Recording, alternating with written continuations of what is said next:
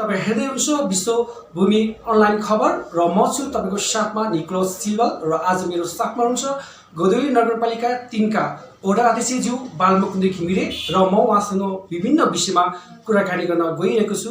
हजुरलाई कार्यक्रममा स्वागत छ। धन्यवाद। विशेष गरी राजनीति एजेन्डा म वडा अध्यक्ष हुनुभन्दा अगाडि मैले जनतासँग चाहिँ जुन बाचाहरू गरेका थिएँ, विशेष गरी यो क्षेत्रलाई सबै हिसाबले राम्रो पर्यटकीय क्षेत्र, सुन्दर नगरी र विकास निर्माण लगायतका चाहिँ सुशासनका मुद्दाहरूमा चाहिँ मैले यो क्षेत्रका जनताहरूलाई चाहिँ उहाँहरूलाई खुसी पारेर काम गर्छु भन्ने लिएको थिएँ। त्यही अनुसार चाहिँ म अगाडि बढिरहेको छु। एकदम त बन्यो, तर अहिलेसम्म बाटो राम्रोसँग बन्न सकेन। बाटोमा धुलोहरू बढी आइरहेको छ। यो बाटो चाहिँ कहिलेसम्म बन्न सक्छ? अझै राम्रो र नसोद्धा पनि मैले भन्नुपर्ने प्रश्न सोध्नुभयो, यसको लागि विशेष धन्यवाद छ। अहिले भर्खर पनि म मिटिङमा यहाँलाई भने अनुरोध गरेँ, त्यही मिटिङमा गएर आएको। मेरो वडामा बिचको भाग चाहिँ पिच भइसकेको अवस्था देख्नु भएको छ। मेरो वडाभन्दा बाहिरको गोदावरीकोमा पिच भएको छैन।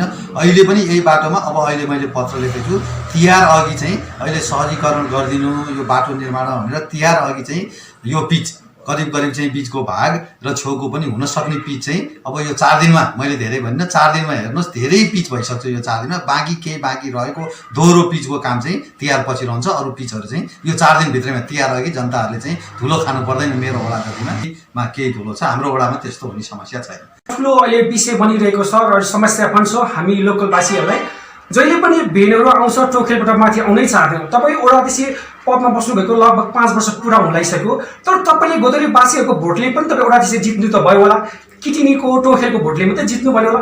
तर कहिलेसम्म हामीले बेलुका 5 बजेपछि भेन पाउँदै जतिखेर टोखेल मात्रै भइरहेको आउँछ, घन्टौँ बस्नु भेन पाउँदैनौँ, गाडी आउँदैन। तपाईँ यस्तो पौष र ठुलो पदमा बसेको मान्छेको साधन हुन्छ र हामी जस्तो लोकलवासी जस्तो साधन हुँदैन, उनलाई चाहिँ कति जेलसम्म दुःख भोगिरहने। र यसको विषयमा तपाईँले यो विषय र यसको समस्यालाई समाधान कसरी गर्न चाहनुहुन्छ? अब चाहिँ हामीलाई गोदावरीसम्म गाडीको सुविधा चाहियो, जहिले पनि टोखेल। धन्यवाद।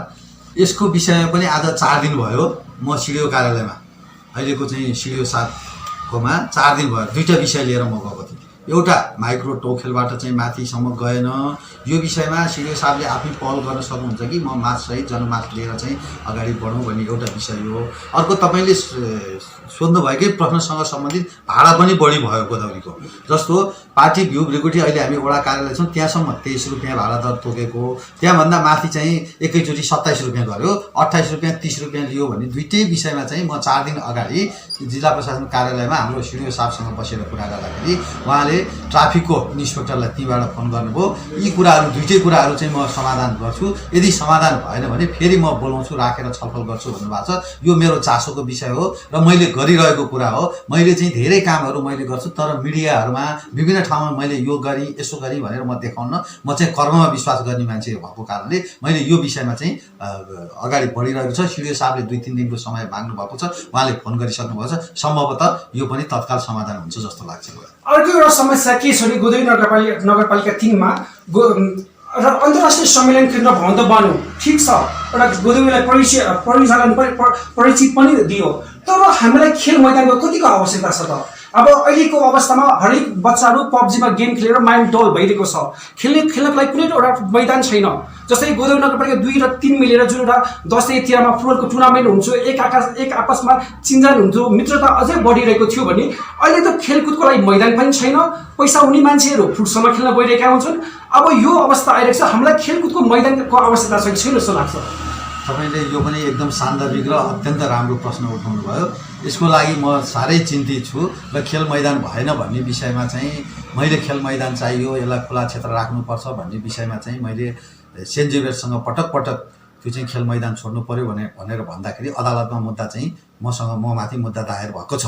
मैले मुद्दा लड्दैछु एकातिर। अर्को तपाईँ हेरेर राख्नुहोस्, अस्ति सम्मेलन केन्द्रको यहाँ उद्घाटनमा यहाँ चाहिँ विभिन्न चाहिँ पार्टीको विधान अधिवेशनको सन्दर्भमा पनि चौर सम्याउने काम भएको छ। अहिले पनि तपाईँ मिडियाका साथीहरूले के हेर्नुहोस् भने मैले आफ्नो चाहिँ खर्चमा, पर्सनल खर्चमा मैले पोस्ट बनाएर गोदावरी बस पार्कमा खानेपानीमा चाहिँ राखिसकेको छु र भोलि बिहान 7 बजे मैले टाइम पनि भने भोलि बिहान 7 बजे सेन्ट जेभियर्स नदी पनि युवा साथीहरू खेलाडीहरू सबै जम्मा गरेर भोलि पोस्ट राखेर, भोलि नै टाढाको कुरो होइन, मैले चाहिँ कर्ममा गर्ने कुरो भोलि चाहिँ बल खेल मैदानमा चाहिँ पोस्ट सहितको बन्छ, बल पनि म उपलब्ध गराउँछु। भोलिदेखि नै यो तिहारको उपलक्ष्यमा तिहारभन्दा पनि खेलाडी साथीहरू अथवा भाइहरू चाहिँ भोलिबाट चाहिँ उत्साहित र खुसी हुन्छन्। भोलि नै त्यो मैदानमा चाहिँ मैदान भोलिबाट सुरु हुन्छ। ओडाधीशज्यू अन्तर्राष्ट्रिय सेवा लाइन केन्द्र त गोदेवी फुटबल खेली मैदानमा बनायो, तर त्यो फुटबल खेली मैदानमा विश्वविद्यालय बनाउँदाखेरि यत्रो ठुलो अवरोध, यत्रो ठुलो बोझ चाहिँ किन भयो? के विश्वविद्यालय चाहिँ हाम्रो गोदेवीमा चाहिँ आवश्यकता छ कि छैन?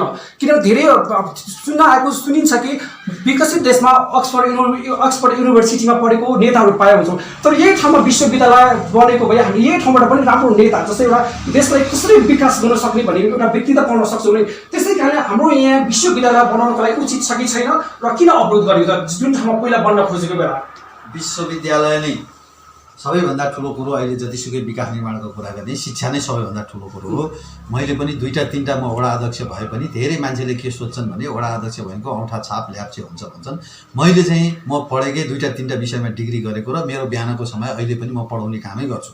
त्यसैले विश्वविद्यालय एउटा अपरिहार्य ठाउँ हो। सबै कुरा एकै ठाउँमा हुनुपर्छ भन्ने होइन। म आएपछि, म निर्वाचित भइसकेपछि विश्वविद्यालयको लागि कसैले प्रस्ताव ल्याएको छैन, आएको छैन, कहीँबाट अवरोध भएको छैन। जहाँसम्म यहाँको प्रश्नको कुरो छ यो क्षेत्रमा विश्वविद्यालय चाहिन्छ भनेर प्राविधिक विश्वविद्यालय बनाउनको लागि यहाँकै 2 नम्बर वडामा चाहिँ हामीले शिलान्यास गरिसकेका छौँ।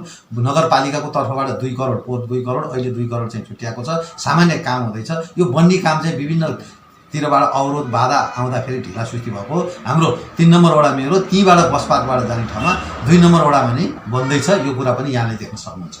यदि सेन्ट जेभियर्स स्कुलले यदि विश्वविद्यालय बनाउनको लागि फेरि पहल गर्यो भने के तपाईँहरू त्यो उसको पक्षमा हुन्न? विश्वविद्यालय बनाउने कुरामा हामी एकदम सकारात्मक छौँ। हामीले पनि कुनै पनि हिसाबले यही हुनुपर्छ भनेर भन्दैनौँ, स्कुलले पनि यही हुनुपर्छ। यो स्कुल राख्ने, विश्वविद्यालय बनाउने कुरामा हामी एकदम म मात्रै होइन, कुनै राजनीतिक पार्टीको 1-2टा मात्रै व्यक्तिहरू होइन, सबै यो क्षेत्रका जनप्रतिनिधिहरू, राजनीतिक नेताहरू सबैजना चाहिँ यो बनाउनु पर्छ भन्ने पक्षमा हुन्छ। सल्लाह गरी कुन ठाउँमा कसरी बनाउने त्यो ठाउँमा भनेर हामीले ठाउँ विकल्प समेत राखेका छौँ। यति हो, हामी बिचमा चाहिँ विश्वविद्यालय बनाउने कुरामा छलफल अगाडि बढ्न सकेन। छलफल गरौँ, पटक छलफल गरौँ। कुनलाई खेल मैदान, अघि यहाँले भन्नुभयो दुईटै कुराहरू, खेल मैदान पनि त्यहीँ, विश्वविद्यालयको भवन पनि त्यहीँ बनाउँदाखेरि कोही जनताहरूलाई चाहिँ के भने यहाँको स्थानीय खेल प्रेमीहरूलाई चाहिँ अप्ठ्यारो पर्ने भएकोले बाटाभन्दा माथिपट्टिको जुन अहिले बन्द भइरहेको मार्बल इन्डस्ट्री लगायत पुष्प विकास क्षेत्र चाहिँ बाटाभन्दा माथि विश्वविद्यालयलाई ठाउँ दिएर राम्रो विश्वविद्यालय चाहिँ निर्माण गर्ने, बाटाभन्दा तल्लोपट्टिको जुन सम्मेलन यो सनराइज सिटी हल छ त्यो बिचको भागलाई चाहिँ खुला मैदानको रूपमा छोडेर फुटबल लगायत विभिन्न मान्छेहरू आएर पार्क बस्ने र सुन्दर नगरी गोदावरी हो भनेर देखाउने हाम्रो लक्ष्य भएको कारणले विश्वविद्यालयको सम्बन्धमा कसैबाट बाधा व्यवधान हुँदैन। यति समन्वयको मात्रै अभाव भएको हो, त्यो बन्ने कुरामा केही दुविधा छैन।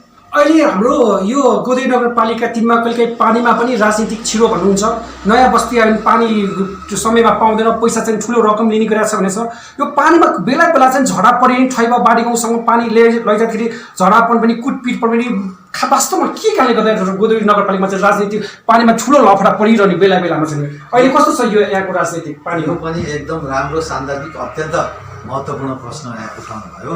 पानीको सम्बन्धमा विशेष गरी म वडा अध्यक्ष हुनुभन्दा अगाडिदेखि नै खानेपानीमा चाहिँ रहँदै आएको, आबद्ध हुँदै आएको हो। विशेष गरी ठैब हर्सिटीसँग के भयो भने उहाँहरूले चाहिँ ठैब हर्सिटीको व्यक्तिहरूले, त्यहाँका जनताहरूले गोदावरीबाट पनि पानी लाने, बडीखेलबाट पनि लाने, सबै लाँदाखेरि चाहिँ के भने यहाँका मुहानहरू, यहाँका स्रोतहरू चाहिँ धेरै जानी भएको कारणले गर्दा यहाँहरूले हेर्न सक्नुहुन्छ पानीको मुहान कति छ। सोर्स भएर पानी नदिने कुरा होइन, हामीले पानी कसरी उपलब्ध गराउने भन्ने कुरामा म वडा अध्यक्ष निर्वाचित भइसकेपछि सबैभन्दा चिन्ताको विषय यही रहेको छ। तपाईँले हेर्नुहोस्, मैले जे कुराहरू बोलिरहेको छु त्यो कुराहरू सकारात्मक, त्यो कुरा ठिक हो कि होइन भनेर हेर्नुहोस्। हामीले लगभग चाहिँ 6वटा, म वडा अध्यक्ष भइसकि 3 लाख घनमिटरभन्दा बढीका चाहिँ 6वटा ट्याङ्कीहरू बनाइसकेका छौँ। सडक लाइनमा हेर्नुहोस्, पुराना पाइपहरू थिए, त्यो पाइपहरूमा 8-8 इन्चका पाइपहरू हामीले सडकको दायाँ बायाँ एकातिर मात्रै थियो, दायाँ बायाँ बिछाइसकेका छौँ। ट्याङ्की, पानी ट्याङ्कीहरू सबै भइसकेको छ। तपाईँ नौधारामा हेर्नुहोस्, अत्याधुनिक चाहिँ ट्रिपल प्लान्ट, यो चाहिँ जुन फिल्टर गरेर पानी पठाउने त्यहाँ छ। हामी वडा कार्यालयभन्दा तल्लोपट्टि रहेको त्यो ठाउँमा छ। त्यसैले पूर्वाधारहरू तयार बिग्रिसकेको, पुरानो भएको कारणले गर्दाखेरि यो बनाएको हो। अब हामी ड्याम निर्माण गर्ने तर्फमा, सानो फेरि ठुलो ड्याम होइन, गोदावरीवासीलाई पानी उपलब्ध गराउनको लागि बर्खाको पानी चाहिँ जसरी सङ्कलन गर्न, साना साना ड्याम निर्माण गर्न प्रदेश सरकार, सङ्घीय सरकारसँग सरकारसँग पहल गर्दै चिठीहरू पत्र लिएर जाँदै प्राविधिकहरू बोलाउँदै यो अगाडि बढेको अवस्था छ। अब पानीको धाराको तपाईँले कुरा गर्नुभयो, सोर्स नभइकन स्रोत नभई दिन सक्ने स्थिति चाहिँ आउँदैन। यहीँको पानीको स्रोत यहाँदेखि तपाईँले हरसिद्धिको तल चाहिँ खरिबोटसम्मका मान्छेहरूले पानी खाइरहेको छ, त्यो पानी रोक्न सक्ने अवस्था पनि छैन। यहाँ भएको एक घर एक धाराको नीति जुन हाम्रो छ, त्यो नीति अनुरूप चाहिँ के गर्यो भने सङ्कलन गर्ने चाहिँ पानी ट्याङ्की निर्माण गरिसकेको छ। अब बाहिरका मान्छे र यहाँको मान्छेलाई चाहिँ बढी घटी लियो भन्ने कुराहरू जुन प्रश्न उठाउनु भएको छ, त्यो के हो भने एउटा कुरो सहयोग हो, पछि एउटै रेट हो। हेरेर जानुहोस्, गोदावरी नगरपालिका मात्रै होइन, नेपालमा नै सबैभन्दा सस्तो पानी यहाँको पानी छ, यो समितिको। तपाईँहरूले बुझ्नुहोस्, मिडियाको साथीहरू हुन्छ, 10 रुपियाँमा 10,000 लिटरसम्मको 10 रुपियाँमा पानी खुवाइरहेछौँ, 20,000 लिटरसम्मको 25 रुपियाँमा पानी खुवाइरहेछौँ। भनेपछि पानी चाहिँ हामीले गरिब सर्वसुलभ जो मान्छेसँग पैसा छैन, जो परापूर्व कालदेखि यहाँ बसिरहेको अवस्था छ, उहाँहरूलाई चाहिँ सस्तो मूल्यमा पानी खुवाउने एउटा कुरा भयो।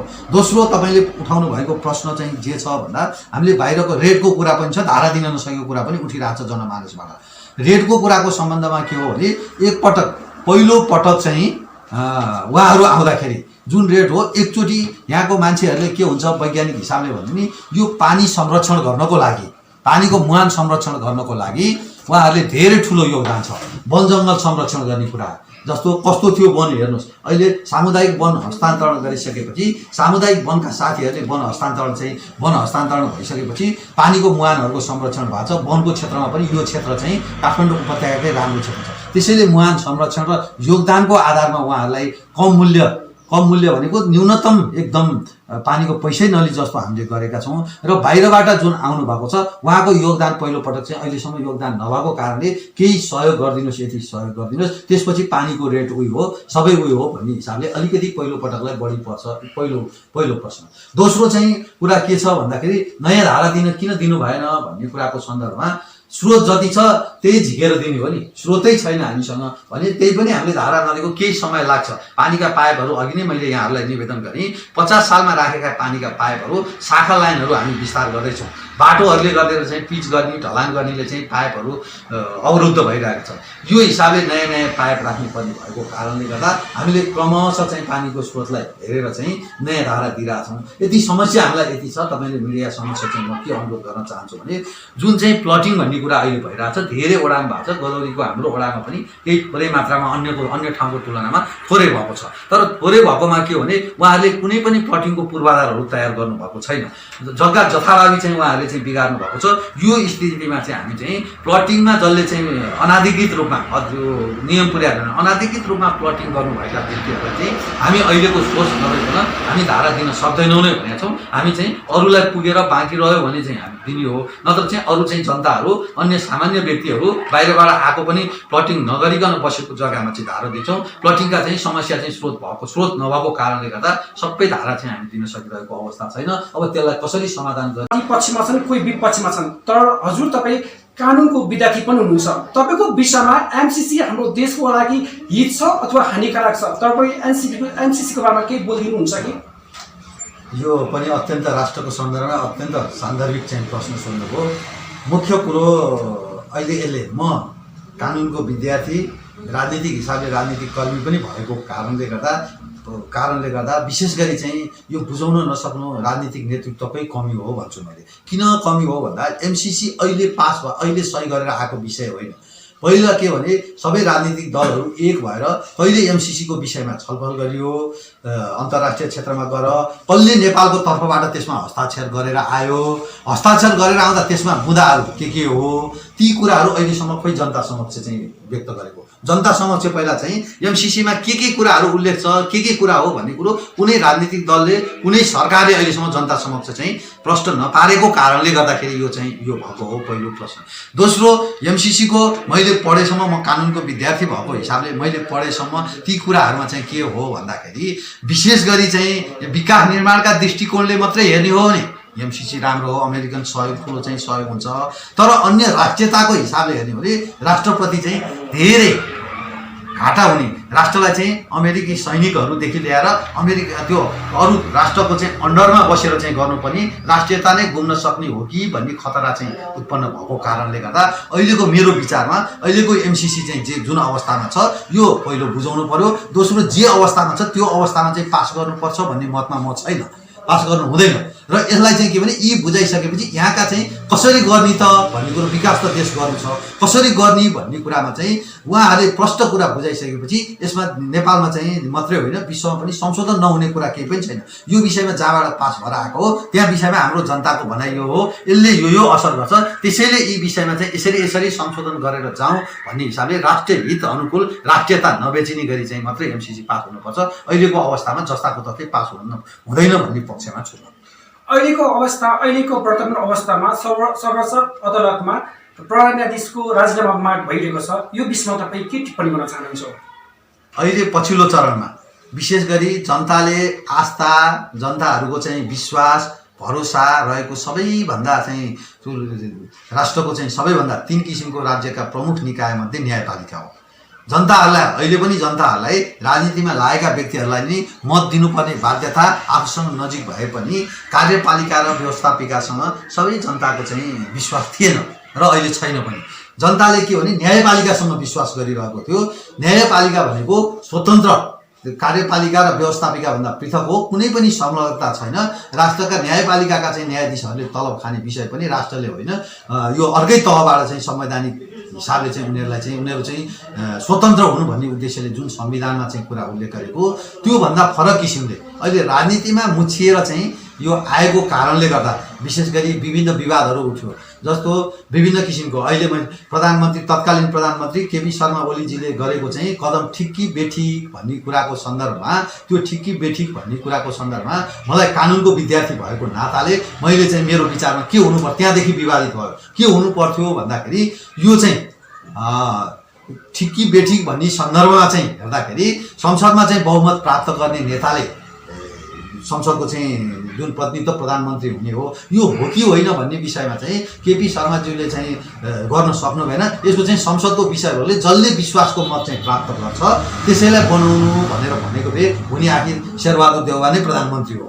तर के भयो भने अदालतले चाहिँ परमादेश जारी गरेर शेरबहादुर देउवा नै प्रधानमन्त्री हुनु भनेर अब न्यायाधीश प्रधानमन्त्री बनाउने जुन चाहिँ संसदको क्षेत्राधिकार छ त्यो क्षेत्राधिकार पनि संसदको अधिकार चाहिँ कुण्ठित गरेर अदालतले यो गरिसकेपछि प्रधान न्यायाधीश विभागमा त्यहाँदेखि मुछिनु भयो। र त्यसपछि आएर पछिल्लो चरणमा चाहिँ अहिले सरकार गठन गर्ने कुराहरूमा चाहिँ जुन सांसद भएका व्यक्तिलाई मात्रै प्रधानमन्त्री बनाउने, जुन संवैधानिक प्रावधानमा 25 जनाभन्दा बढी बनाउन नपाउने कुराहरू थियो, अहिले प्रधान न्यायाधीश रहनुभएका चोलेन्द्र शमशेर जबराको जेठानलाई नै उहाँ चाहिँ यो संसद नहुनु भएको होइन भागेको चाहिँ उहाँलाई नै चाहिँ जुन चाहिँ मन्त्री बनाइयो, रातारात मन्त्री बनाइयो, त्यसपछि चाहिँ त्यो चाहिँ रातारात मन्त्री बनाइसकेपछि विवादको विषय अर्को बन्यो। र त्यसपछि कार्यपालिका र के संसदमा संविधानमा 6 महिनासम्म संविधान छ भने त्यो नियम चाहिँ खारिज हुन्छ हुँदैन। संसद 6 सम्म कुनै व्यक्तिलाई मन्त्री क्याबिनेटमा लैजानु पर्यो भने सांसद नभएको व्यक्ति पनि 6 महिनासम्म मन्त्री बन्न पाउँछ। तर त्यो मन्त्रीले 6 महिनाभित्र चाहिँ संसदको सदस्य भयो भने कन्टिन्युटी उसले चाहिँ मन्त्री पाउँछ, होइन भने उसले मन्त्री पाउँदैन, मन्त्री पदबाट स्वतः हट्छ भन्ने जुन व्यवस्था छ त्यही व्यवस्था बमोजिम नै सम्भवतः प्रधान न्यायाधीशज्यूले उहाँले चाहिँ उहाँको जेठान नाता पर्ने व्यक्तिलाई बनाउनु भयो। तर न्यायपालिकाको स्वतन्त्रता छ कि छैन भन्ने विषयमा चाहिँ उहाँले आफ्नै नाताको व्यक्तिलाई बनाउनु भएको, जो क्रियाशील राजनीतिमा त्यति क्रियाशील भएर अगाडि बढेको व्यक्ति पनि नदेखेको, राष्ट्रमा कुन उसमा योगदान पुर्याएको त्यो कुरा प्रष्ट नपार्नु भएको कारणले गर्दाखेरि एकजनाको कारणले हामीले मात्रै होइन राजनीतिक कर्मीले पनि, राजनीतिक कर्मी त अझ चुप लागेर बसेको छ। तपाईँ हेर्नुहोस् सर्वोच्चका न्यायाधीशहरूले नै बेन्च नबसिरहेको अवस्था छ, त्यो बहिष्कार गरिरहेको चाहिँ बेन्च बहिष्कार गरिरहेको छ। कानुन व्यवसायीको छाता सङ्गठन नेपाल बार एसोसिएसन जुन छ उनीहरूले बहसै नगर्ने भनिरहेको छ। यसलाई उहाँले सहज हिसाबले चाहिँ कार्यपालिका र न्यायपालिका अलग हो भनी नभनेसम्म अहिले सर्वोच्चको बेन्च मात्रै बहिष्कार भयो, भोलि उच्च अदालतको, त्यसपछि जिल्ला अदालतको भएर देशव्यापी रूपमा चाहिँ आन्दोलनमा जाने भन्ने कुराहरू पनि आज समग्र राष्ट्रको लागि न्यायपालिकाको छवि धमिल्याउने काम चाहिँ यो हाम्रो लागि चाहिँ राम्रो कुरा होइन। हामी नेपालीको लागि चाहिँ यसको निकास छिटो निस्किनुपर्छ र त्यो चाहिँ ती कुरा हो कि होइन छानबिन गरेर आफूबाट एउटा आफू केन्द्रित हिसाबले चाहिँ यो चाहिँ संसदलाई बन्दी बनाएर यो न्यायपालिकालाई चाहिँ राजनीतिसँग जोडेर यसरी अगाडि बढ्नु हुँदैन भन्ने लाग्छ मलाई। अब आउने चुनावमा तपाईँको उम्मेदवारी रहन्छ कि रहँदैन, यदि रहन्छ भने तपाईँको एजेन्डा के हुन सक्छ? धन्यवाद, यो पनि महत्त्वपूर्ण कुरा उठाउनु भयो। उम्मेदवारी रहन्छ कि रहँदैन भन्ने कुरा चाहिँ व्यक्तिगत निर्णय थोरै हुन्छ, व्यक्तिगत निर्णय होइन। म रहने कि नरहने मेरो चाहना छ कि छैन भन्ने कुरो एउटा कुरो हो। दोस्रो कुरो चाहिँ म राजनीतिक पार्टीको सदस्य भएको हिसाबले राजनीतिक दलले मलाई टिकट दिन्छ कि दिँदैन, म योभन्दा माथिल्लो पोस्टमा चाहिँ जान उपयुक्त छ कि अथवा यही पोस्टमा निरन्तरता दिन उपयुक्त छ कि यो अथवा चाहिँ बाहिर एक कार्यकाल चाहिँ बाहिर बसेर अरू सेवामा लानु जरुरी छ भन्ने कुरो म राजनीतिक पार्टीको चाहिँ सदस्य भएको हिसाबले मेरोभन्दा ठुलो हात चाहिँ मेरो राजनीतिक दलको नेकपा एमालेको चाहिँ हात रहन्छ। जहाँसम्म अब राजनीतिक पार्टीले नेकपा एमाले फेरि दोहोऱ्याएर होइन तिमी मेयरको लागि पनि योचोटि दाबी नगर, तिमी बाहिर बस्दा पनि यत्रो जनमानसमा यत्रो सेवा गरिरहेका छौ, अहिले पनि फेरि नयाँ मान्छे आउँदाखेरि गाह्रो हुन्छ। अहिले कानुनका कुराहरूदेखि लिएर अघि नै कुरा आयो, सर्वोच्चदेखि लिएर तलसम्म कानुनका कुराहरू आउँछ। कानुनका कुराहरूको सन्दर्भमा तिमी नै जरुरी छ, तिमी कानुनसम्मका विद्यार्थी भएको नाताले तिमी जरुरी छ भनेर टिकट दियो भने पार्टीको जे निर्णय गर्छ त्यसलाई मैले स्वीकार्नुपर्छ, त्यो निर्णय मैले मान्छु। दोस्रो कुरो, टिकट मैले पाउनासाथ फेरि पब्लिकको के छ, पब्लिकले मलाई मत दिन्छ कि दिँदैन भन्ने कुरो चाहिँ फेरि हेर्नु जरुरी छ। मेरो पब्लिकले के हेर्छ भन्दाखेरि मैले अहिलेसम्म गरेका 5 वर्षको अवधिमा गरेका कुराहरूको मूल्याङ्कन गर्छ। मैले गरेका जुन चाहिँ यदि मलाई पार्टीले टिकट दियो, म निर्वाचनमा फेरि नेकपा एमालेकै तर्फबाट चाहिँ म वडा अध्यक्षको उम्मेदवार भएँ भने मैले अगाडि जुन चाहिँ मेरा एजेन्डाहरू थिए ती एजेन्डाहरू अपुरा रहेका एजेन्डाहरूलाई पुरा गर्ने र नयाँ थप र समसामयिक केही विषयहरू थपिएका छन् र हाम्रो क्षेत्रमा अहिले पनि तपाईँहरूले हेर्नुहोस् गोदावरीको 3 नम्बर वडामा सबैभन्दा नगरपालिकाको तर्फबाट र सबैभन्दा धेरै बजेट आएको छ। गौरवको कुरो अघि नै तपाईँले भन्नुभयो गोदावरी सनराइज सिटी हल यो आएको अवस्था छ।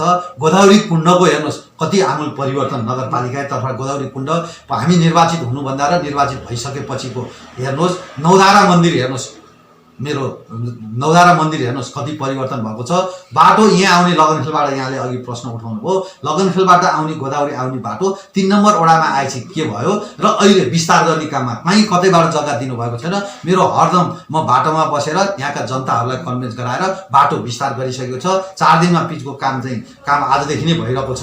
अब पिचको कामहरू हुन्छ र सडक बत्तीका कुराहरू हेर्नुहोस्, सडक बत्तीहरू कति यो सडक मेन सडकमा चाहिँ सडक बत्ती छ। बस पार्कमा हेर्नुहोस् डिजिटल बोर्ड जुन नगरपालिकाकै तर्फबाट चाहिँ निर्माण गरेको छ। तपाईँ घाटमा हेर्नुहोस् नेपाल अधिराज्यमै तातो पानी चिसो पानीदेखि लिएर अत्याधुनिक घाट निर्माण गरिसकेको अवस्था छ। वडा नम्बर 3 मै रहेको टौखेलभन्दा तल चाहिँ मुक्तेश्वर घाट हेर्नुहोस्, त्यहाँ मन्दिर हेर्नुहोस्, त्यहाँ मुक्तेश्वर घाट कति राम्रो छ। यहाँहरूले नै जे भएको त्यो पब्लिस गर्नुहोस्। त्यसै गरी चाहिँ बहुउद्देश्य चाहिँ यो कभर हल निर्माण भएको छ टौखेलमा किडनी स्कुलको जग्गामा त्यो पनि नमुनाको विषय छ। शाखा बाटाहरू जुन छन् उकालो ओह्रालोमा सबै ढलान सिद्धिएको छ। बाटोहरू हेर्नुहोस् सबै विस्तार गरिसकेको अवस्था छ। सडक बत्तीहरू टोलमा छ। हरेक कुरामा मैले यहाँ आएर चाहिँ म कानुनको विद्यार्थी भएको कारणले गर्दाखेरि उपभोक्ता समितिहरू बाहेक टोल विकास समितिहरू, टोल सुधार समितिहरू मैले निर्माण प्रायः सबै ठाउँमा टोल सुधार समितिहरू निर्माण गरेको छु। हरेक कुराहरू गर्दा जनताको प्रत्यक्ष सहभागिता रहेको छ र मैले कुनै राजनीतिक दल बाहेक गरेर अहिलेसम्म उपभोक्ता समिति निर्माण गर्नेदेखि लिएर कुनै पनि काममा चाहिँ मैले हस्तक्षेप नगरिकन जसले राम्रो काम गर्छ त्यो काम गरेको छु। र त्यसै गरी अन्य कुराहरू मैले गरेको देखेर जनताहरूले यदि मलाई पार्टीले टिकट दिएको यही पदमा टिकट दिएको अवस्थामा मैले सहज रूपमा जित हासिल गर्न सक्छु भन्ने लाग्छ र मेरा एजेन्डा र राष्ट्रिय एजेन्डा समसामयिक यहाँका जनताको एजेन्डालाई मैले पुरा गर्नेछु भन्ने लाग्छ। तपाईसँग चुनावमा लडेका व्यक्ति जो हार्नु भएको छ उहाँहरूले चाहिँ सोसल मिडियामा आफूले कति राम्रो काम गरेर देखाइरहनु भएको छ, फेसबुकमा स्ट्याटस लेखिरहनु भएको छ। तपाईँको त कुनै पनि सोसल मिडियामा फेसबुकमा कुनै पनि तपाईँको राम्रो तपाईँसँग चुनाव लड्नु भएको व्यक्ति जुन तपाईँले चुनाव जितेको 5 वर्ष भइसक्यो, अहिलेसम्म तपाईँले काम गर्नुभएको सानो होस् चाहे ठुलो मिडिया होस् कुनै पनि मिडियामा तपाईँको नाम आउन सकेको छैन, कुनै फेसबुकमा तपाईँले यो काम गरी त्यो काम गरी भनेर आएको छैन कि तपाईँले कामै नगर्नु भएको हो कि अरूले चाहिँ तपाईँसँग लडिरहनु भएको चुनावमा हारिरहेको व्यक्तिहरूले चाहिँ सोसियल मिडियामा मैले यो गरेँ त्यो गरेँ भनेर खुब प्रचार गरिरहनु भएको छ। उहाँहरूले चाहिँ तपाईँको भन्दा पनि धेरै काम गरिरहनु भएको छ कि वास्तवमा के हो? धन्यवाद, तपाईँले एकदम राम्रो प्रश्न उठाउनु भयो।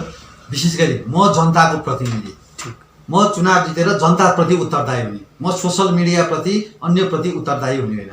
म प्रमाणसहितका कुरा गर्ने भएको कारणले गर्दा गोदावरी नगरपालिकामा अघि नै मैले यहाँलाई निवेदन गरेँ, गोदावरी नगरपालिकामा तपाईँहरू हेर्नुहोस्, सबैभन्दा बढी बजेट ल्याएर 100% काम गर्ने वडा भनेको वडा अध्यक्ष भनेको मै हो। मैले आफूले गरेका कामको आफैले प्रचार गर्ने होइन। सोसल मिडियाहरू अहिले आज तपाईँहरू यहाँ आउनुभयो र विभिन्न समयमा विभिन्न आउने सोसल मिडियाहरूलाई मैले भन्ने कुरा हो, म जनताको घर दैलोमा गएर हरेक दिन मैले गरेका कामहरू देखिरहनु भएको छ। जहाँ मैले ढलान गर्छु भने त्यहाँ एक्टिभ ग्राभिल हालेको देखिन्छ, त्यहाँ मैले ढलान गर्ने तपाईँहरू अहिले हेर्नु धेरै ठाउँमा चाहिँ मैले अघि नै यहाँहरूलाई भने हरेक उकाला ओह्राला अप्ठ्यारा बाटोहरूमा मैले ढलान गरिसकेको छु। तर मैले ढलान गरेँ भनेर मैले आजसम्म एउटा चाहिँ प्रश्न एउटा पनि मिडियामा हालेको पनि छैन, मैले मेरो फेसबुक वालमा पनि म हाल्दिनँ। जनताले त्यहाँबाट चाहिँ देखिरहनु भएको छ। र ती कुराहरूमा चाहिँ ढलान गर्ने कुरामा, बत्तीका कुराहरूमा, मैले अघि नै भने रोड लाइटको कुराहरूमा यो मैले गरेका विकास निर्माणका कार्यहरू देखेर केही मान्छेहरू आत्तिएर, अब यो चाहिँ आत्तिएरै हो, आत्तिएर अब फेरि पनि बालमुकुन्दसँग चाहिँ चुनाव लड्न चाहिँ गाह्रो हुन्छ। बालमुकुन्दलाई धेरै जनताहरूले यो रुचाए, धेरै कामहरू गरेका छ भन्ने हिसाबले चाहिँ यो सोसल मिडियाहरूमा चाहिँ आइरहेको मैले पनि देखेको छु। काम गर्ने मान्छेहरूले चाहिँ बिना स्वार्थ चाहिँ गर्ने हो, मैले मेरो व्यक्तिगत खर्चले यति गरेँ उति गरेँ भन्नै पर्दैन, ती कुराहरू आइरहेछ। जनताहरूले अहिले पनि म त्यही बैठकमा चाहिँ एउटा बैठकमा गएर आएको हो, उहाँहरूले प्रष्ट रूपमा चाहिँ आएको छ र जनताहरूले केही प्रश्न तपाईँहरूले सोधेको प्रश्न अहिले मलाई जनताहरूले पनि सोध्नु भएको छ। आफूले गरेका कामहरू तपाईँले किन राख्नु भएन भन्ने कुराहरू सोध्नु भएको छ। मैले के भने मैले 5 वर्षको समीक्षा एकैचोटि राख्छु भन्ने कुराहरू गरेँ। मसँग अहिले रेडी छ मैले 5 वर्षमा के काम गरेँ भनेर मैले भने एउटा चाहिँ के भने 1 वर्षमा कम्तीमा वडाको बजेटबाट 30 वटा काम हुन्छ, 30 वटा ठुला कामहरू हुन्छ। 30 वटा काम हुँदा 5 वर्षको 3 पंचे 15 150 वटा ठुला कामहरू छ। ती कामहरू क्रमशः अब तिहारपछि जब चुनाव चाहिँ को नजिक हुन्छ, मान्छेहरूले चुनावको नजिकमा प्रमाणसहित ल हेर्नुहोस् यो कामहरू गरी भनेर मैले देखाउँछु। होइन भने जनताले मलाई काम गर्छ नै भनेर पठाउनु भएको, उहाँहरू खुसी हुनुहुन्छ, काम गरिरहेकै छु। सोसल मिडियामा हालेर म आफू पपुलर हुन चाहने होइन, म जनताप्रति उत्तरदायी भएको कारण। नर्थ स्थित अहिले सुकुम्बासी बस्तीलाई लाभ पूर्जा वितरण गर्ने भनी जुन कुरा सुन्दै आइरहेको छ, ल घर नहुनेलाई केही नहुनेलाई सुकुम्बासी भनिन्छ, तर त्यही ठाउँमा कसो करोडौँ सम्पत्ति छ, ठाउँ ठाउँमा घर छ, भाडा खाइरहेको छ, के उनीहरूलाई पनि लाभ पूर्जा वितरण गरिन्छ कि उनीहरूलाई पनि सुकुम्बासीमा गरिन्छ? वास्तवमा के हो? तपाईँले एकदम राम्रो प्रश्न उठाउनु भयो। विशेष गरी सुकुम्बासी के हो भने 3 किसिमको क्राइटेरिया छ। यहाँ अहिले धेरै मिडियाहरूमा हामी बाँड्दैछौँ यो गर्दैछौँ भन्ने मिडियामा चाहिँ आइरहेको पनि तपाईँहरूले देख्नु भएको छ। मैले अघि नै भने कर्ममा विश्वास गर्ने मान्छेहरू।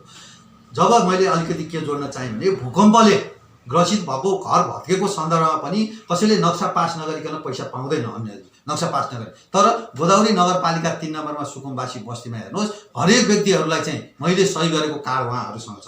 हरेकले चाहिँ जसको चाहिँ घर भत्केको छ उहाँले 3-3 लाखका दरले चाहिँ पाउनु भएको छ। पहिलो मेरो कुरो, यहाँले सोध्नु भएको जुन प्रश्नको सन्दर्भमा 3 किसिमको क्राइटेरिया छ।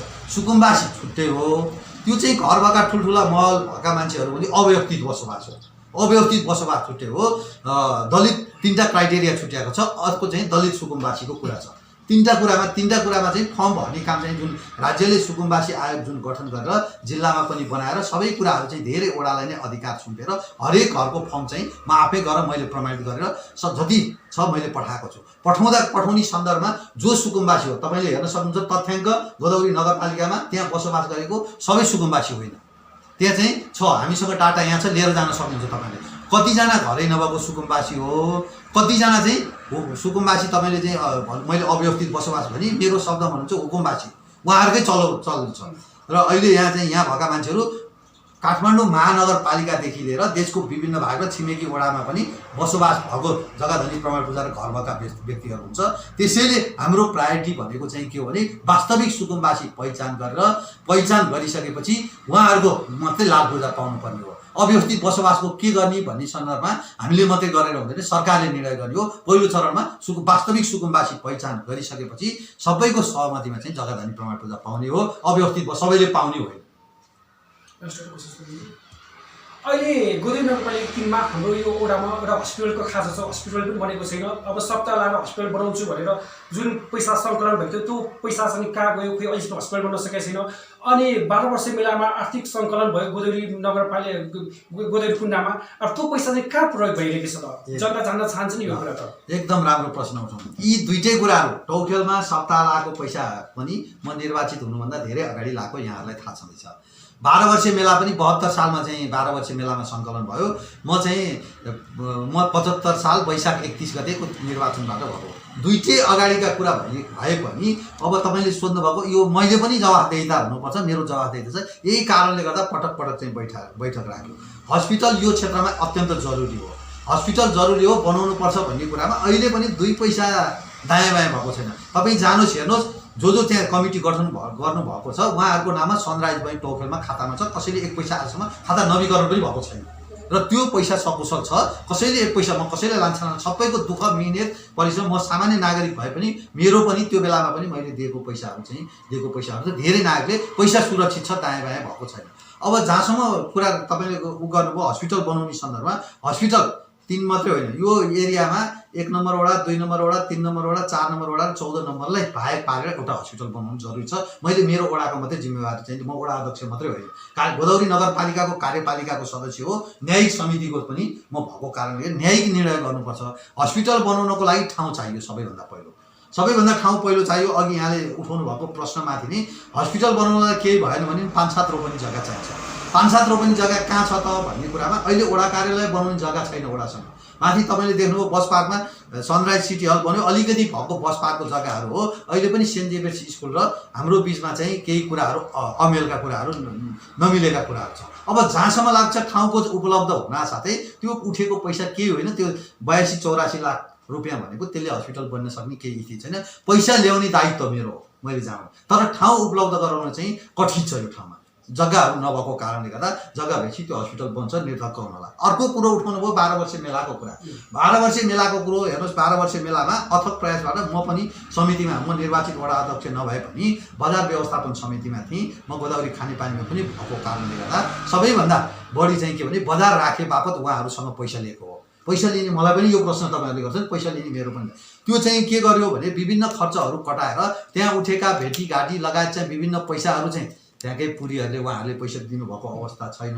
अरूले चन्दा सहयोग आफ्ना पितृका नाममा, देउताको नाममा, बजारको नाममा आएका पैसाहरू गोदावरी संरक्षण समिति, गोदावरी कुण्ड संरक्षण समिति भन्ने जुन चाहिँ संस्था छ त्यो संस्थाको नाममा उसले चाहिँ संस्थाले चाहिँ के गर्छ, कोही व्यक्तिको होइन, त्यो संस्थाले अहिले त्यहाँ गोदावरी कुण्ड निर्माण गर्ने क्रममा धेरै पैसा, सबैभन्दा धेरै पैसा तपाईँहरूले हेर्न सक्नुहुन्छ गोदावरी नगरपालिकाकै तर्फबाट यहाँ चाहिँ नगर स्तरीय योजनामा हाल्नुपर्छ भनेर हालिरहेको सबैभन्दा धेरै पैसा। बुझ्नुहोस्, मिडियाले चाहिँ कहाँबाट कति पैसा आयो के हो यो पनि बुझ्न जरुरी छ। हामीले नै हाम्रै तर्फबाट राखेका छौँ। केही पैसा एउटा भवन निर्माण गर्ने क्रममा 50-50 को पैसामा उतापट्टि पार्टी निर्माण गर्ने कुरामा प्रदेशबाट आएको छ र केही पैसा समितिमा निर्माण भएको छ। त्यो पैसा बाहेक चाहिँ अरू समितिमै छ। अहिले पनि भोलि पूजाआजा कसरी चलाउने, अहिले चाहिँ पानीलाई व्यवस्थित गर्नको लागि अहिले पनि हिजो पनि मैले कुरा गरेँ, गोदावरी कुण्डमा यहाँहरू गएर हेर्नुहुन्छ बाहिरी कुण्ड जुन छ, बाहिरी कुण्डबाट सबैभन्दा मैले हिजो पनि त्यहाँ गएर भने बाहिरी कुण्डबाट लामकुण्डमा निस्किने जुन छ त्यहाँ 5 वटा धारा हालिदिएर त्यसलाई घेर्नुपर्छ।